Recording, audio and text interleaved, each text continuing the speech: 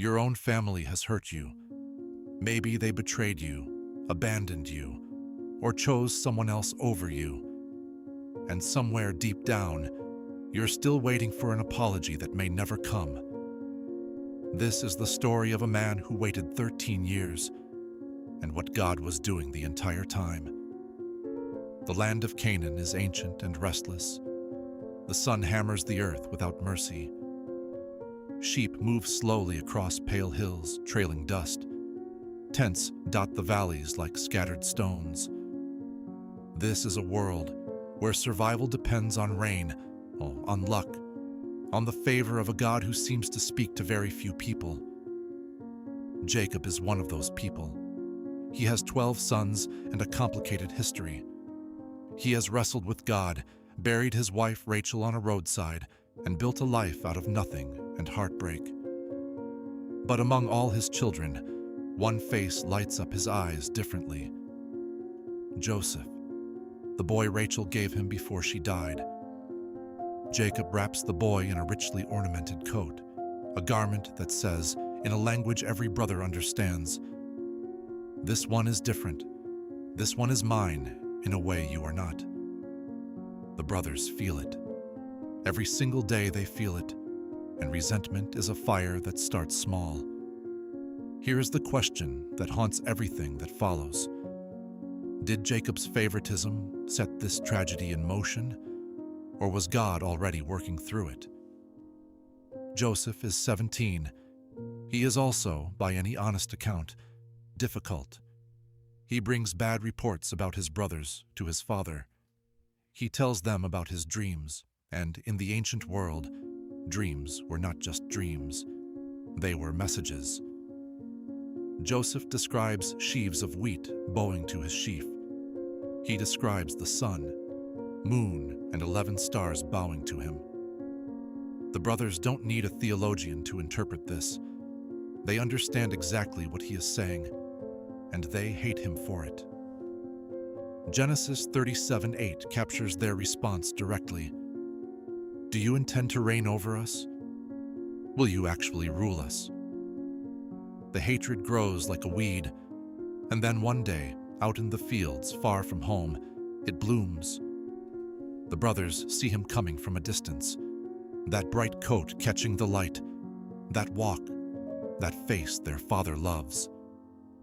Something dark passes through the camp like a shadow.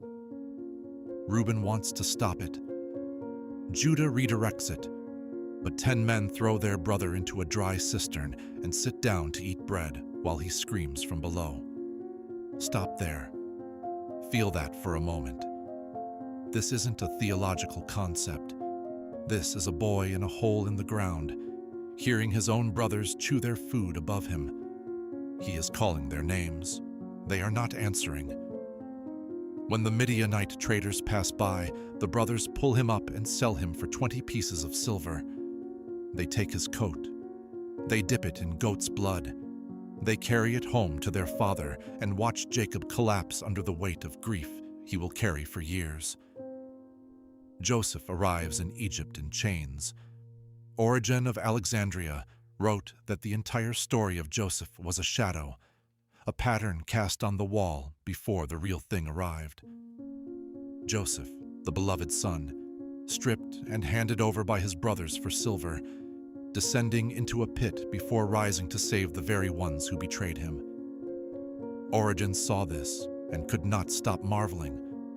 The shape of Christ was already here, centuries early, pressed into the clay of this broken family's story. But Joseph doesn't know that yet. He is a slave.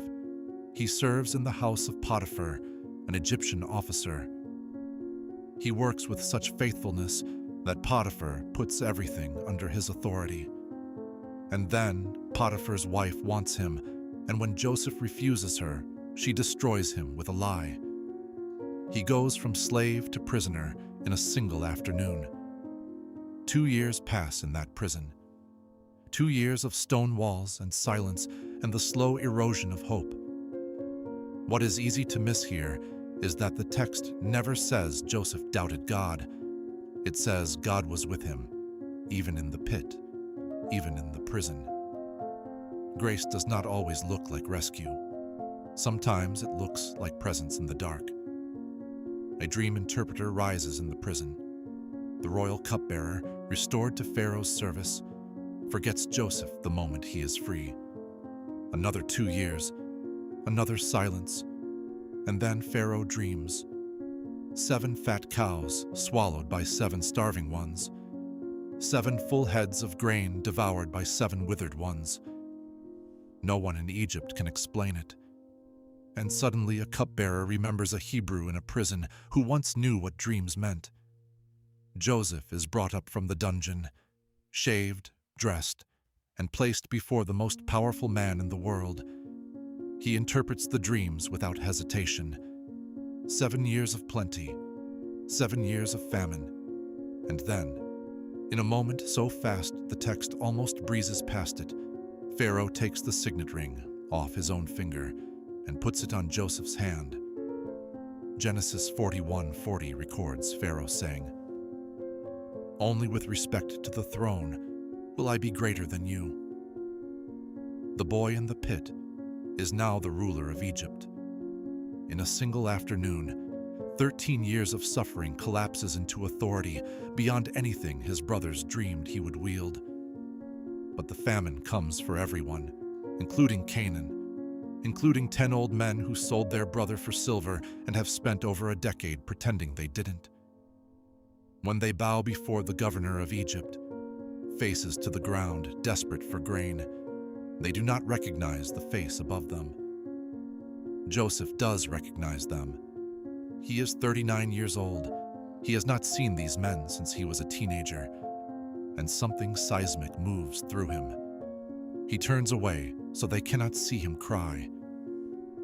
C.S. Lewis once wrote that God works not in spite of our worst moments, but through them, bending even the darkest human choices toward purposes we cannot see from inside them.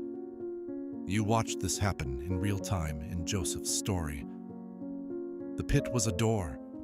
The prison was preparation. The suffering was not wasted. Not a single day of it. Joseph tests his brothers. He watches Judah, the very brother who suggested selling him, offer himself as a slave so that Benjamin, their youngest, can go free. And that is the moment. Judah's willingness to sacrifice himself for his brother breaks something open in Joseph that cannot be contained.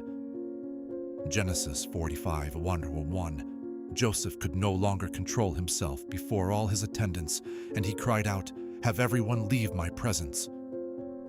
The servants file out. The room empties. And in that silence, Joseph weeps so loudly that the Egyptians in the outer hall can hear him. He looks at his brothers, trembling, terrified, certain they are about to die. And he says, "I am Joseph. Is my father still living?" 5 words, 13 years, a family shattered and somehow impossibly still here. St. John Chrysostom marveled at Joseph's response. Not vengeance, not a list of grievances, not even a slow, savored victory. Instead, Joseph says something that should not be humanly possible. "Do not be angry with yourselves for selling me here, because it was to save lives that God sent me ahead of you." Genesis 45:5. He reframes the entire story, not minimizing the evil, not pretending the pit wasn't real, but seeing God's hand moving underneath all of it, including the worst of it. This is what theologians call providence, the belief that God does not merely react to human sin, but works through it, carrying his purposes forward even when we cannot see the thread. The brothers return to Canaan. Jacob, who has been grieving for over 2 decades, hears the news. His son is alive.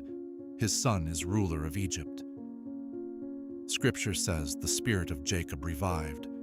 Literally, his spirit returned to him, and the whole family descends into Egypt. Genesis 46. A broken family, restored, not perfectly, not without scars, but restored. The typology Origin saw runs all the way through.